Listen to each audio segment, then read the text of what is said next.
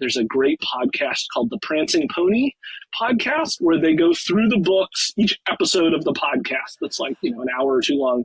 They do like 5 pages of the book where they read segments, and then they'll be like, well, in the 1971 draft, this is like this, but this is like this.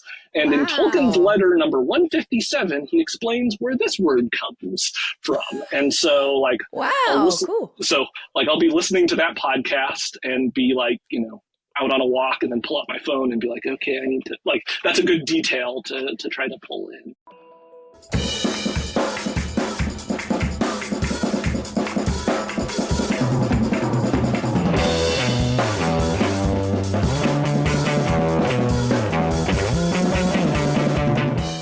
To Cardboard Creations, where we discuss the process, techniques, and inspiration for designing board games.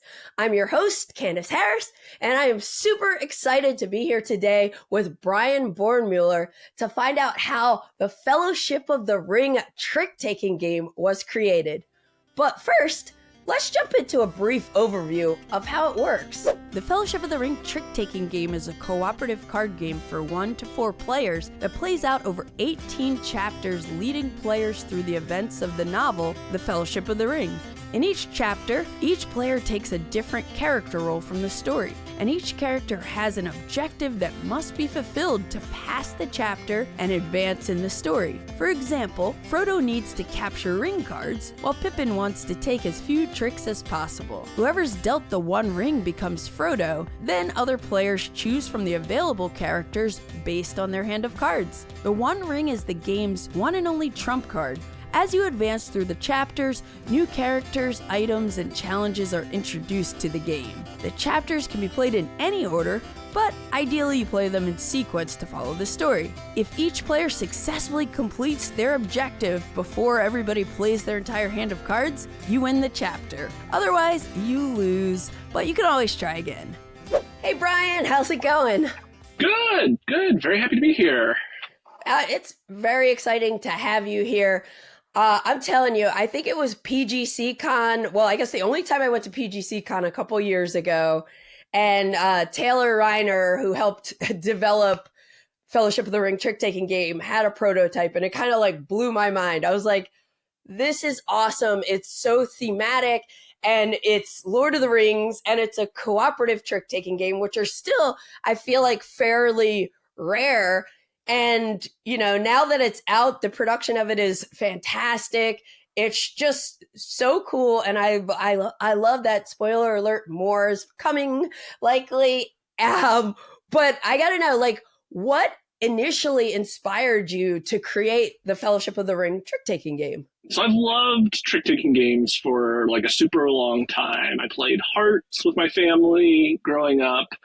In college, there was a German exchange student in my game group named Thorsten who taught us to play Doppelkopf, which is like one of like I've heard of that one. Yeah, like Double Sheep's Head is like one of like the traditional German card games. And so we played a ton of that. And then after college, when I started working at Fantasy Flight Games in the mid-aughts, we played a ton of trick-taking games at lunch. So like we had a long run of playing Stick'em and Moo and Cosmic Edicts, and like a bunch of these games would just be like, the thing you did at lunch is you would go play a trick-taking game for like an hour. Like we'll have Tichu. Like later on we had like a big staff Tichu tournament. Like it was like 64 teams or something crazy. Yeah, that's awesome. It was like Swiss style, like you got a week to play your match with the other team. Anyway, so love card games, played a lot of trick-taking games. I've tried my hand at making them a few times in my life, and would make something and be like, oh, that's okay. And would it just go on the shelf forever. Sure. But early on in Office Dog, we were thinking about what could we do with Lord of the Rings. And I thought, oh man, that would be such a great fit. What can I make that work? And I love thematic games, working at Fantasy Flight for a long time. Like you love, sure. Lots of special rules and theme and things, but like so often with trick-taking games, it's like, well, it's just red cards and blue cards and yellow cards or hearts and spades. Right. And then it's like, well, if it's a thematic trick-taking game, what's a trick? Is it like a battle, like, but like, if you focus on it too hard, it falls apart immediately. And I just sort of had this like thought. It's like, well, if the deck's kind of abstractly the world, and then there are these characters that are going to reference certain parts of the world, that maybe makes sense, right? It's like, oh, you have mountains and dwarves and forests and elves, and it's like maybe I can make that fit in. So it was like I was literally just standing outside my kids' elementary school, like waiting to pick them up one day, and I was like, I think that might work, and Cool. like asked my wife, like, can you cook dinner tonight? And like went upstairs and like made a very quick mock-up of like, maybe this is a thing. That's really cool. And you work for Office Dog, which Office Dog is like a newer company, a newish company. And it seems like you guys are just kind of like knocking it out of the park. So I guess like, yeah, from like from a designer perspective and an Office Dog team member, like what is that like? Like how does your job relate, I guess?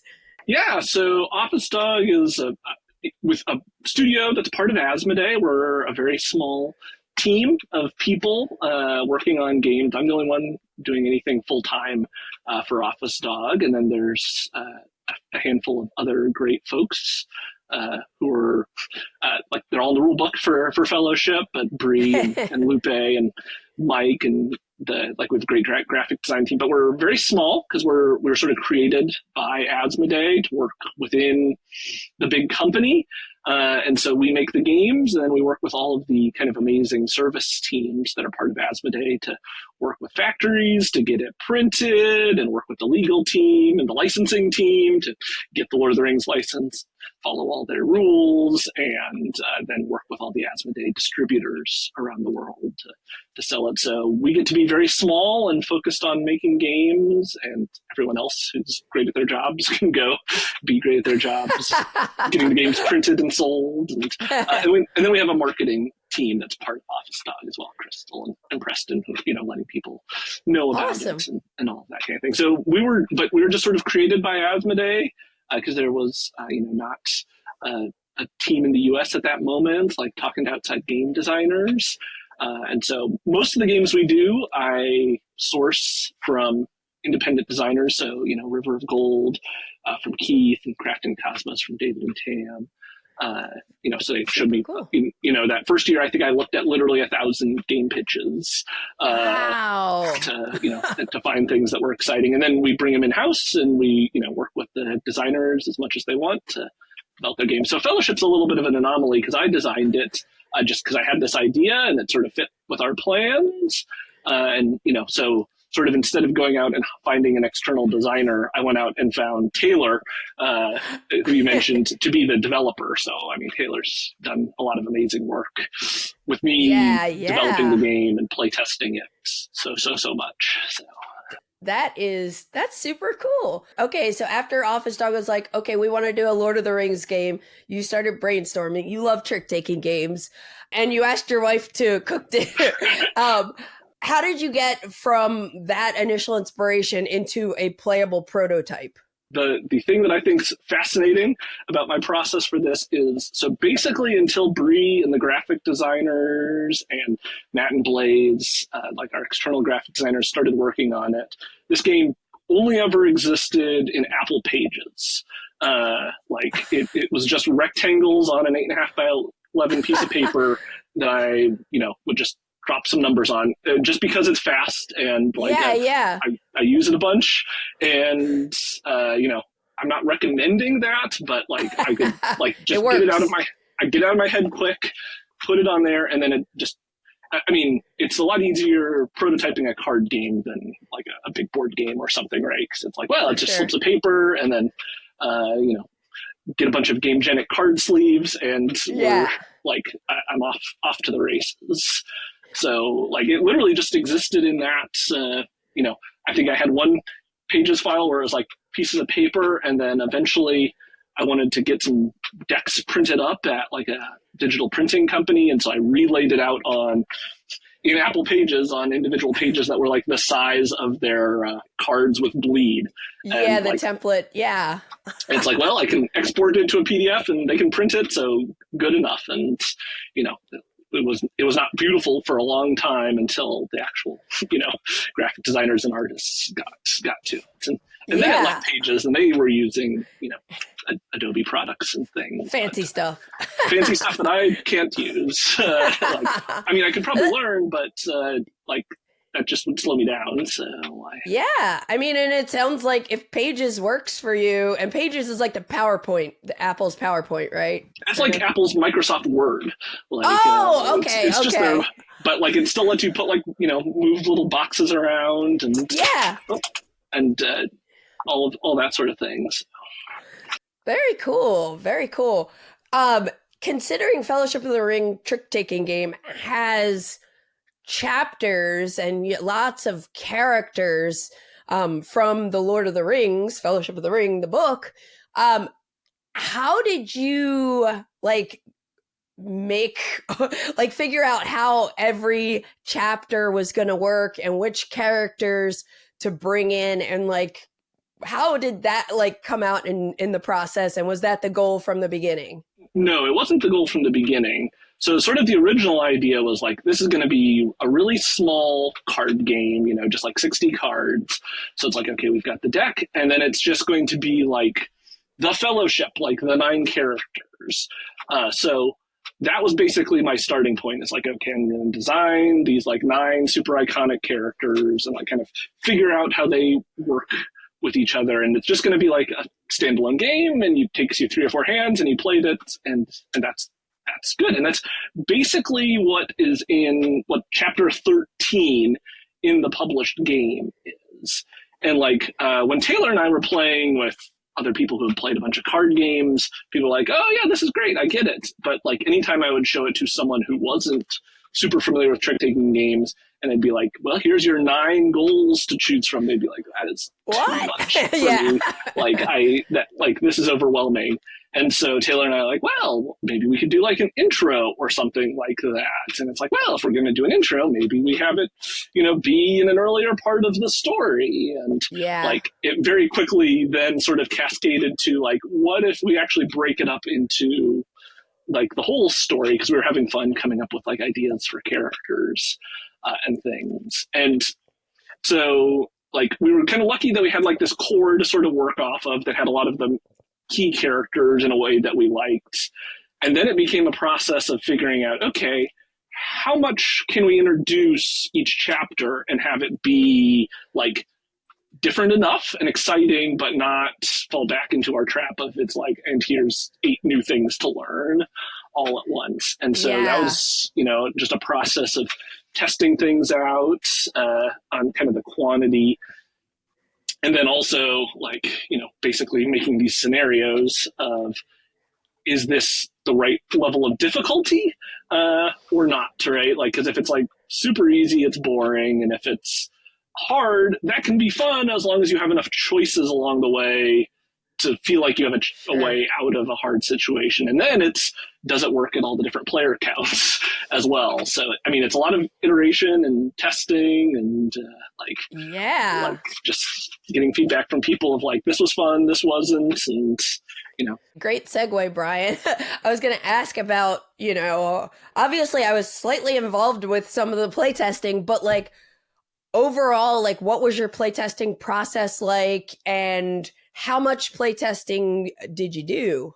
I mean, I did quite a bit, and Taylor did a lot. I don't know. At one point, when we were finishing up the game, Taylor's like, I think I've played this game 300 times, and because he goes to lots of shows. So that was, the process between he and I, he's obviously a super expert in trick-taking games, has his YouTube channel about trick-taking games, Taylor's Trick-Taking Table. And so he would go and he would he had a group at Cloud Cap Games in Portland that I know he played with a bunch, or at shows when he was traveling around. And so he would play, and we had a weekly call, and we would basically both compare notes on what our last few plays were like, and be like, okay, let's make this a little easier, make this a little harder, or okay, this isn't working. Let's come up with a new ability for this, or maybe we need to get rid of this chapter altogether because it's taking too long to get to something new. And so it was just a lot of iteration. And then on top of just us playing in person, because it's just 144 cards and some rules, I printed up a lot of decks digitally. Working with a digital card printing company, and like pretty much anybody we encountered who really liked it, it was like, well, do you want a deck? Yeah. So we gave out a lot of decks for people to play with, and send us notes, and sometimes it was just like, oh, this wording isn't very good, and sometimes it's like, oh, in 4-player, if you get this card, it's impossible, and so like that's where all that came from. So it's a lot of different levels kind of testing there, and then also just all the wonderful people at like the different Asmodee distribution branches, right? I gave them decks all along the way too. So there'd be people playing who've obviously all played a lot of games, like feedback as well. I'm always curious, like when it comes to play testing, how different designers and development teams like approach making sure you've tested at each player count, like, a significant amount of times. Did you track that, or was it just like, whoever can play, we take notes of how many played on this game versus that game? Or I mean, early in the process, it was just like, let's just play and figure it all out. And then towards the end, definitely there was sort of Taylor and I would be like, I haven't really played this very much with 2 players or whatever. I actually played through the whole game with my kid, who at the time was like 7. Like we played a 2-player game all the way through. They always wanted to be Pippin every time they could, which is like, no, that's not always the right move. But love that. Yeah. And like in the rule book, we have kind of the FAQ thing, and so there's a lot of things that would kind of come up after that, where it's like, well, in this exact circumstance, we should mention how this should work or something like that. But so no, we definitely made an effort to test it at all the player counts, but not really until the end, because at the beginning it's just okay, play. Get the fun, whatever you've got, and then it's also trying to find like some new groups as well at the end, where if Taylor and I play through it, it's like, well, we know how it's supposed to work, but right. Cool. At what point did you start documenting the rules?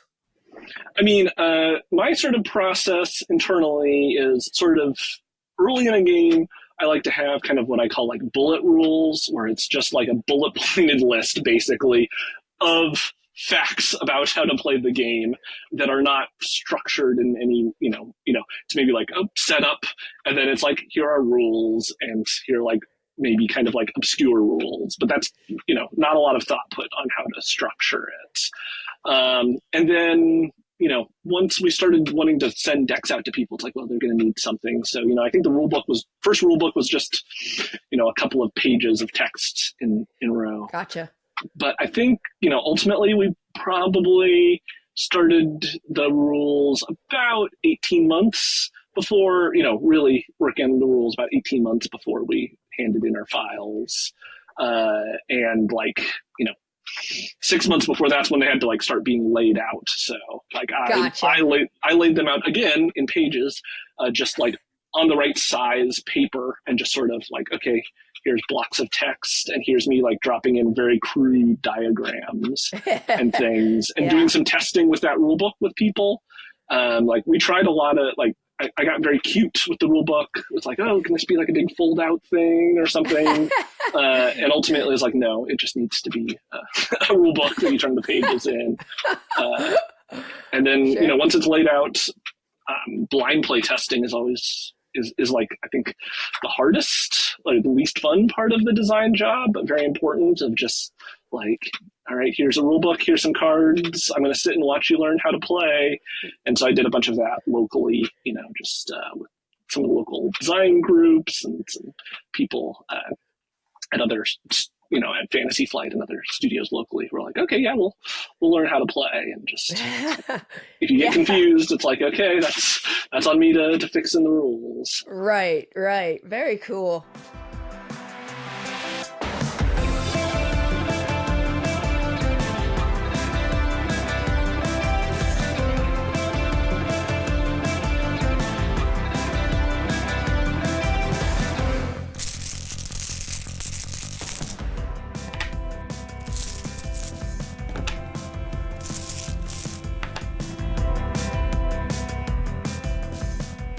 So when you were designing and developing a Fellowship of the Ring trick-taking game, what would you say were some of the biggest challenges you faced?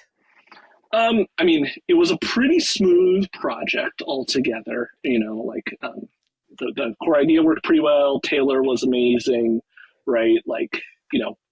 The challenge was just sort of keeping everything consistent as much as possible throughout the whole, coming up with terms for how these things would work, and just feeling like we were getting the right level of polish on the game was very tough. But some projects are very hard. This one, just actually went pretty well. So I have very few complaints about That's cool. the process. What about I guess I know the game is based mostly on the book. Oh yeah, totally. Fellowship of the Ring. Did you have to read it right before you started working on it, or because some of the characters I'm like, oh yeah, that's right, because I'm used to the movies at this point. Yeah, I've read it a couple times. My dad read it to me when I was small. I've read it a couple times in my life. I was in college when the movies were coming out, and I distinctly remember my roommate being like, you don't have to read those now. There's movies coming out. But so I read it again, in the evenings, and I had a notepad, and so often, I'd read a chapter and be like, oh, maybe Goldberry could work like this. And then over the course of development, there's a great podcast called the Prancing Pony podcast, where they go through the books. Each episode of the podcast that's an hour or two long, they do 5 pages of the book, where they read segments, and then they'll be like, well, in the 1971 draft, this is like this, but this is like this. And in Tolkien's letter number 157, he explains where this word comes from. And so cool. So I'll be listening to that podcast and be out on a walk, and then pull out my phone and be like, okay, I need to that's a good detail to try to pull in on cool. this as well. So sort of all those things mixed together, it's I really want it to reflect my love of the books, and for people who I feel like the most thematic experience you can have with the game is playing with someone who really loves the books. And so when there's a little detail, they can point out to the people who maybe don't know, don't notice it. Outside of any design challenges, did you have any aha moments? Oh yeah, sort of the idea of the world as the cards and the characters of the goals was the kind of the foundational aha moment. And then I don't know, there's lots of little details that I'm very proud of. So, lots of trick-taking games, you deal a card out in some way. And then I'm like, oh, but Gandalf could take that card. And then he that card is back in play, and he gets to have one more card than everyone else. And it's just there's a lot of these kind of little theme moments where it's oh, that feels good to me, where it's oh, he knows more than everyone else, and he's not necessarily telling it. And he's a little easier than everyone else. A really good piece of advice I got from Luke Peterschmidt, who was the head of Office Dog while we were working on this. So Gandalf's original goal was no goal. He just helps everyone else. And he's that's actually harder to explain than if you just give him a really easy goal, because it's an exception to the rule, and that's a rule. Versus now, in the final game, Gandalf's goal is just win one or more tricks, which when you explain it, it's yeah, great, get it, seems easy. Yeah. And it is easy, because it's not very hard for Gandalf at the beginning of the story, and we give him wrinkles later on that make him much harder. But So it's like there's lots of little kind of thematic moments of like, oh, that really like kind of fits with what is the like, I don't know, the trick-taking rules of Middle Earth. Like, it's like, this means this. Like, oh, if you're going after a threat card, you're like somebody who does a lot of fighting in the story. It's like, great. Yeah. And another kind of aha moment is like one of the very first playtests I just did, like with my family. You just picked we dealt the cards and then you picked your character. And I don't remember someone was like, why shouldn't Frodo have the One Ring? And it's like, oh, yeah, Frodo should have the One Ring. And like, that's just the rule. It's like, if you have the One Ring, you're Frodo. Like, that just makes sense. And then just the kind of the idea of, oh, if there's the suit is the world's, and one of the suits is rings, because rings are very important, the One Ring has to be special, right? And it's, it's basically a pun, but it like, to me, when theme in a board game's at its best is like, oh, it's easier to understand the rules of this game because I understand the story of this game as well. So it's like, that's like, I feel like the easiest, like kind of thematic tie-in anyone's ever gotten before, where it's like, oh, there's a One Ring? Great. It's special. Everyone gets it. Very cool. Very cool. Speaking of the ring, the production of this game, the art style, kind of like that stained glass art style, the components, everything is super awesome to look at and, feels great. How are the art and graphic design decisions made? I mean, all the credit there goes to Bree, who's our creative director at Office Dog, who's amazing. We started out, she and Jay, the graphic designer at the time, like came up with like, oh, here's like 6 ideas of, art styles that this could maybe be. And stained glass was one of them. And, we showed lots of people and we're like, yeah, we really like this one. And then we found Elaine Ryan, who's the artist on this, who's amazing. And, I know she and Bree had a lot of back and forth on kind of like, okay, how exactly is this style going to work? But then it was like she was off to the races, and like she's a huge Tolkien fan. So it was like, cool.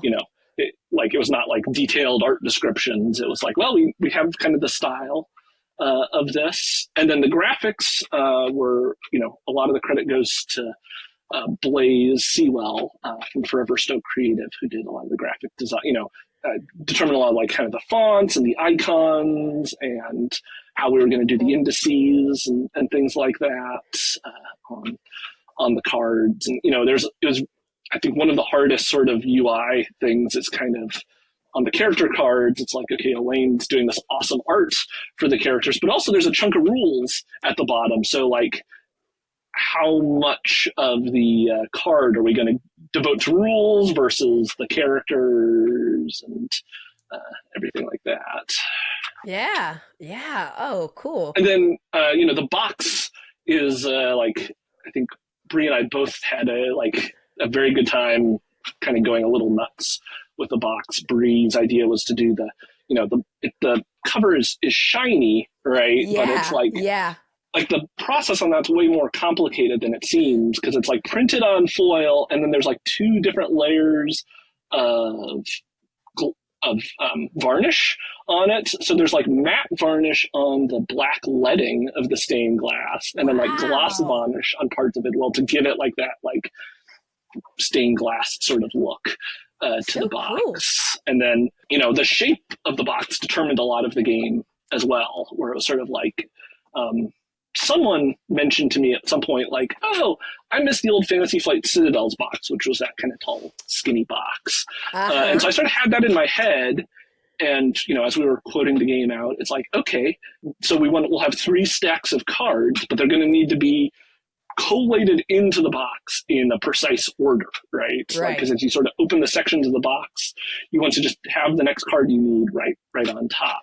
And so I was like, okay, what's the most efficient number of cards for the factory to be able to collate into each of the boxes? Like, 48, right? And so that then became one of Taylor and I's biggest like constraints in working on the game, is like box 1 here, where like you have like the initial cards. It's like, okay, we get chapter 1 and the characters for chapter 1 and the cards we need in there. Does that fit in 48 cards? Yes. Okay, good. All right.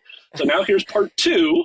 Yeah. We get exactly 48 cards. And so we can't like I didn't want it to be like, okay, and now you get to the bottom of this one and now you need to go get one card from the next box. Like, no, it needs to end exactly at the end of the box.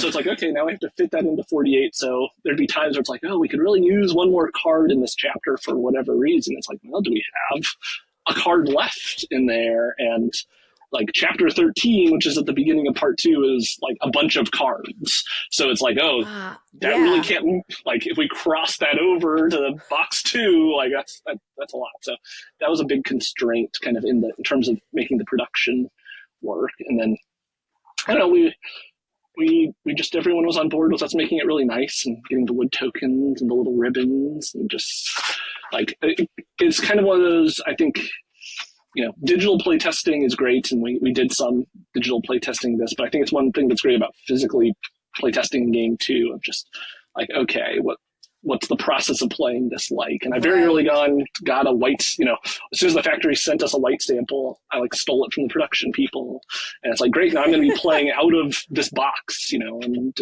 just seeing what that feels like. Yeah. Well, that's really awesome. I rarely get to hear this story about like how much thought goes into the packaging for a game. So that's really cool how much thought went into it, the size of the box, and also just hearing about how you guys got that effect on the box, because it is really cool that it's like shiny and stuff.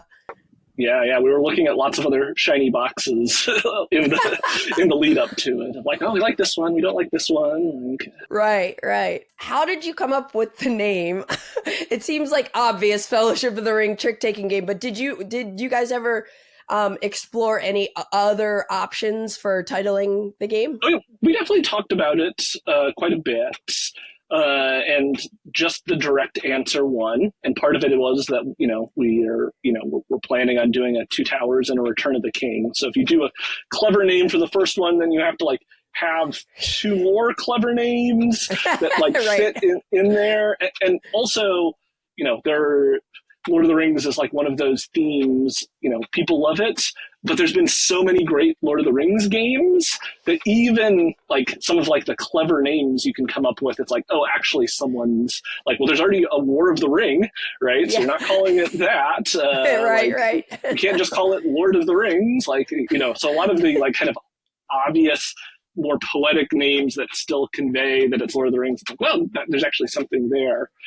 And so I think ultimately it was just the like, let's just name it as directly as we can, because that's probably what people will call it anyway, right? So we will just be obvious about it. Cool. And that's okay.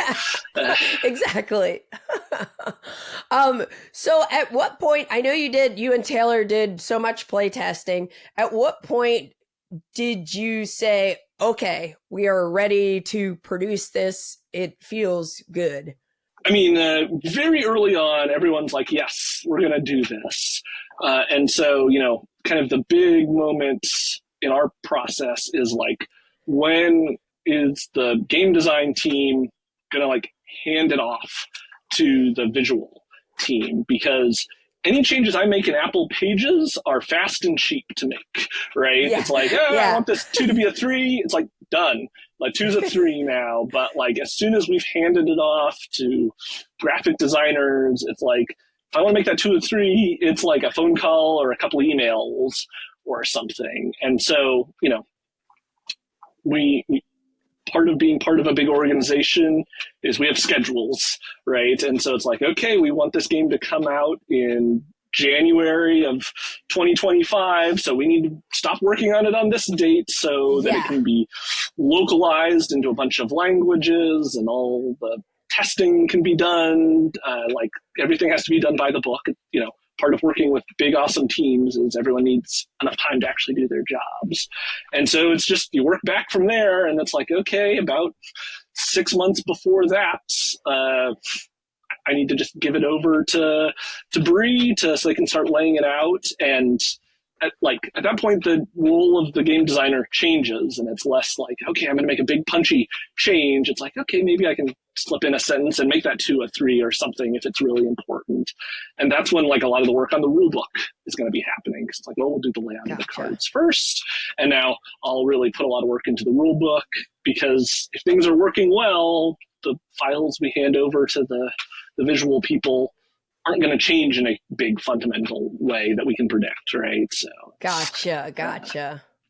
So cool. it was, we were very much always just working towards like, well, this is the date, so let's make the best thing we can by that date, and if it's a problem, then we can sound the alarm and come up with a plan. But this one went pretty smoothly. Cool. So Bryan, I know you said you tinkered around with other trick-taking designs before, but do you have any advice for someone out there who might be interested in designing their own cooperative trick-taking game? Take the one idea you're most excited about and play it with people, right?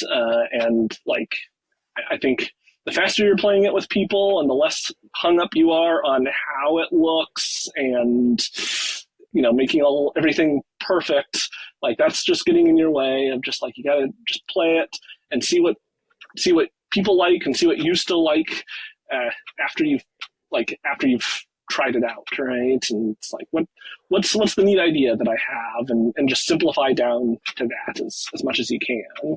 Cool, awesome.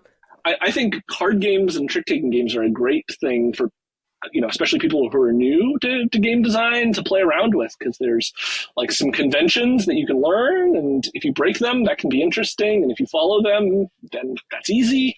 And like, it's a lot easier to iterate and prototype and do all the things to a deck of cards than like saying like, oh, I'm going to make a big Seventh Citadel. It's 1,000 cards and interweaving stories. It's like, oh, those are cool, but that's a much bigger project. Like you can, and it's a lot easier to playtest a 15-minute long trick-taking game than a multi-hour big heavy strategy game too. Awesome. Well, Bryan, thank you so much for joining me today on Cardboard Creations and sharing the backstory for how the Fellowship of the Ring trick-taking game was created. I know you mentioned Two Towers and Return of the King coming down the pike. Do you have any updates on those, or is there anything else you're working on that you'd like to mention? No updates on those. They're happening. They're going great. There'll be announcements when the great marketing team's ready to do announcements. Cool. Like the newest game from Office Dog is a Reiner Knizia Hobbit game called Hobbit There and Back Again. It just got announced when we're recording this. That I think is great. And it was super fun to work with Reiner on a game. So that was an amazing experience. That's awesome. That's awesome. I'll keep an eye. And you said that's like kind of a roll-in, right? A little bit. Like you're drafting dice, and everybody's got these really cool, like kind of board books that you're drawing paths in, and every is following through the story of the Hobbit, and every set of pages is another part of the story that twists the rules in really cool ways. Awesome. Well, we'll look out for all the updates and the follow-ups to the Fellowship of the Ring trick-taking game as well. And it was just great talking to you. So thanks again for being here. Yeah, absolutely. It was wonderful to be here. Thank you all for tuning in to Cardboard Creations. Hopefully it's been as inspiring and fascinating for you as it has been for me. And remember, the only way to get something done is to start doing it. Boom.